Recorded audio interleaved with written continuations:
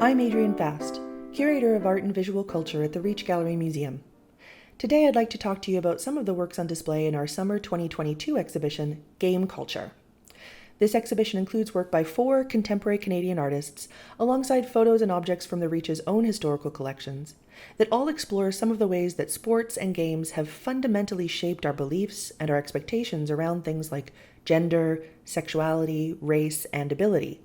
Essentially, how our experiences with sports and game cultures lead us to believe that certain kinds of bodies, behaviors, and attitudes are acceptable and sanctioned, while others are excluded, repressed, or even punished. All of the artists in the exhibition ask questions about who is allowed to play and under what circumstances. And my hope is that this encourages our visitors to make connections with their own experiences and identities. Mallory Tolcher is a Guelph-based artist and athlete whose work really thrives on upending the gender stereotypes that we frequently encounter in professional sports. And in her case, she's particularly interested in basketball.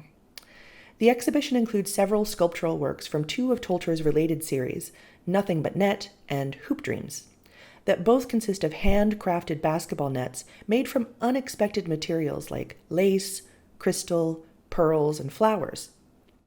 By selecting these kinds of delicate materials that are commonly associated with women's fashion, Tolcher subverts the qualities of aggression and toughness that she sees employed in competitive play. The exhibition also includes photo documentation of some of these unusual hoops when Tolcher installed them in public community playgrounds in and around her hometown. Originally, she expected that these fragile hoops would break apart with real-world play, and so she intended to document them throughout the process of disintegration. But to her surprise, these so-called delicate or feminine materials proved to be much stronger and more resilient than the artist expected. Tolcher's practice is also rooted in her research into the history of women's sporting uniforms, and how they have often tended to emphasize femininity and attractiveness over function or practicality. And this runs the whole historical gamut, from female athletes in the early 20th century having to wear long, heavy, full skirts, all the way to the present era when female beach volleyball players are fined for not wearing bikini bottoms. In her newest body of work, Tolcher has embroidered dried flowers onto delicate tulle jerseys, rendering them too beautiful to be practical. And in doing so, she questions the pressures placed on female athletes to perform over-the-top femininity as a kind of precondition to being allowed to participate in sports in the first place.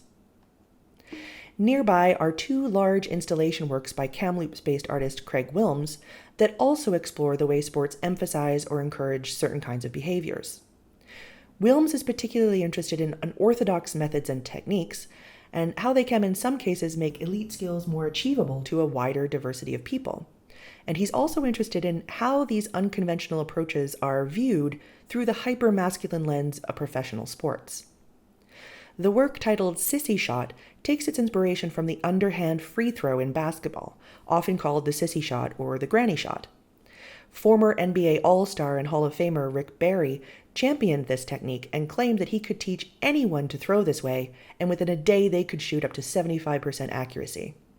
Barry had one of the highest percentages for making free throws in the NBA, but despite the fact that his technique has been shown to be more accurate and consistent, you simply don't see a lot of other pro basketball players using it because it attracts ridicule from fans and fellow players. So despite the fact that modern professional sports espouse a kind of win-at-all-costs mentality, there is this conflict here between the fear of looking like a sissy or being seen to shoot like a girl and the job that these athletes are literally paid millions of dollars to do, which is to score points. For his installation, Willms has set up an NBA regulation basketball key in the gallery and has suspended 3 balls from the ceiling in a way that blocks a regular overhand free throw arc.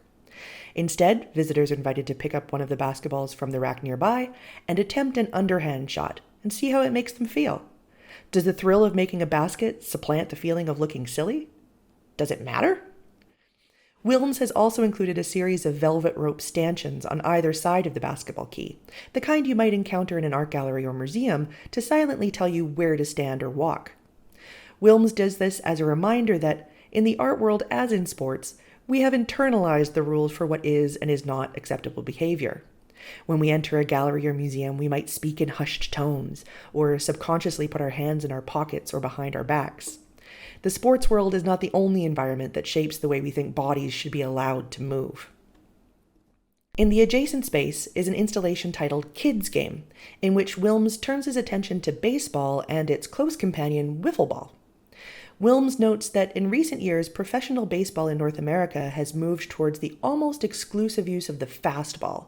Essentially, pitchers are groomed and selected due to their ability to throw ever faster, ever harder, in a technique that most people could never replicate, which also causes severe arm injuries. Wiffle ball was actually invented first as a way for young players to throw curves and other pitches with less risk of injury, although in a strange inversion of professional and casual play, there have recently emerged some highly competitive semi-professional wiffle ball leagues in the US. Visitors to the exhibition are encouraged to select a wiffle ball from a nearby caddy and attempt to throw it at a DIY strike zone target made out of PVC tubing. If successful, the ball will elicit a very satisfying ping off of a suspended shovel.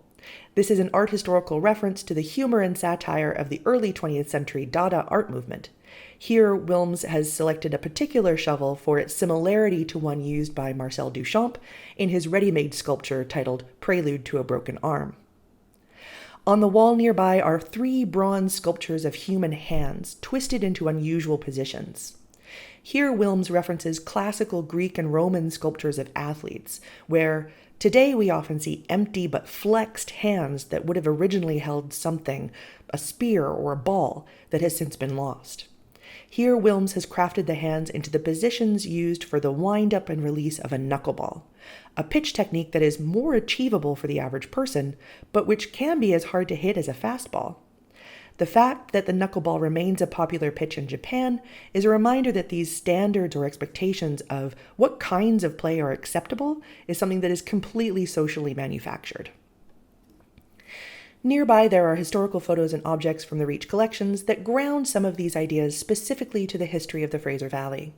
For example, a 1923 photograph of the Poplar girls basketball team features the kind of large, full skirts and hair bows that early female athletes were encouraged to wear. But it's also important to note, and to share with our visitors, that historical collections have also been guilty of excluding certain people and stories, and that when working with archival or museum collections, it's often important to pay attention to what is not there. For example, 2 other photos displayed nearby show the girls' basketball teams at Philip Sheffield High School, one taken in 1941 and the other in 1947. While the archival record for these images might only mention the names of the girls, the team and school names, and the dates they were taken, we can also read against this record by noticing that the Japanese faces and names have disappeared in the time between when these 2 photos were taken. Yoshida Sasaki, pictured standing in the back row of the 1941 photo, was among the more than 22,000 Japanese Canadians interned by the Canadian government during World War II. Displaying these 2 photographs side by side can help us understand how sporting life, indeed all aspects of life in the Fraser Valley, were impacted by the loss of Japanese community members. I hope you've enjoyed learning a bit about the work in our current exhibition, Game Culture. Stay tuned for part 2, which will highlight the work of artists Lucas Morneau and Nathalie Quagliotto.